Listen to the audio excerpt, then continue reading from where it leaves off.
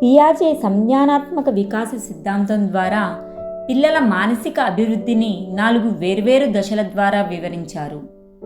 అతని సిద్ధాంతం ద్వారా పిల్లలు జ్ఞానాన్ని ఎలా సంపాదిస్తారో అర్థం చేసుకోవచ్చు. పిల్లలు అభ్యసించే ప్రక్రియలో చురుకైన పాత్ర పోషిస్తారని పియాజే విశ్వసించారు.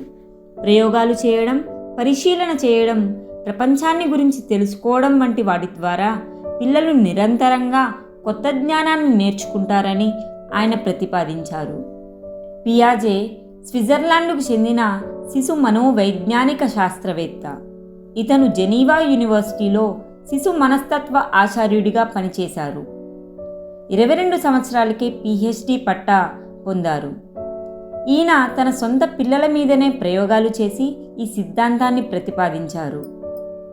పియాజే రాసిన గ్రంథాలు: the growth of logical thinking, the language and thought of child, the moral judgment of the child, the origins of intelligence, 6 psychological studies మొదలైన 25 గ్రంథాలను రాశారు.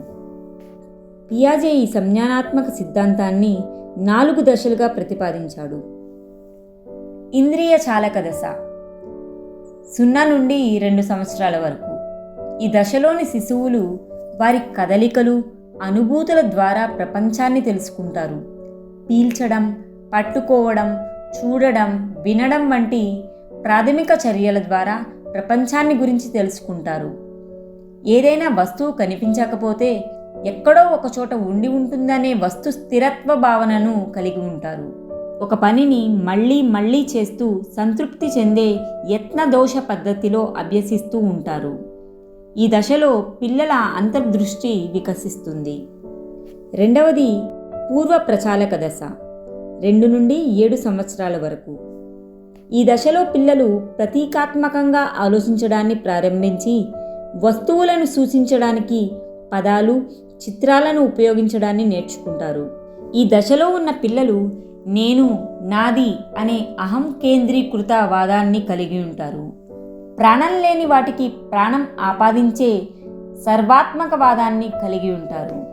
ఒక వస్తువును వేరొక వస్తువుగా భావించే ప్రతిభాసాత్మక ఆలోచనలను కలిగి ఉంటారు.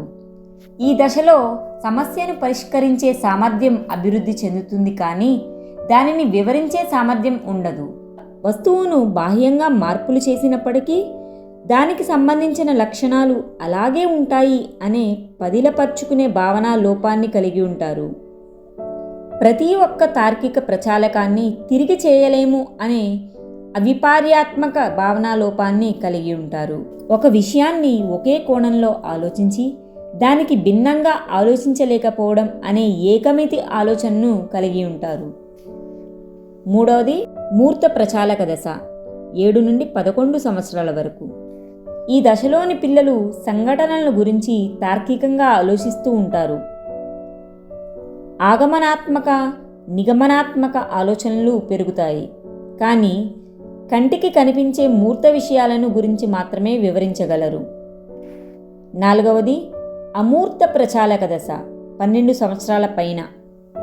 ఈ దశలోని వారు ఊహాజనిత వస్తువులు, ఊహాజనిత సమస్యల గురించి ఆలోచించడం ప్రారంభిస్తారు. శిశువులోని ఆవిష్కరణ అభ్యసనం గురించి, పిల్లలకు ఉన్న వైయక్తిక భేదాల గురించి, పిల్లల యొక్క స్వీయ చొరవ, క్రియాశీలక పాత్రను గురించి ఈ సిద్ధాంతం వివరిస్తుంది.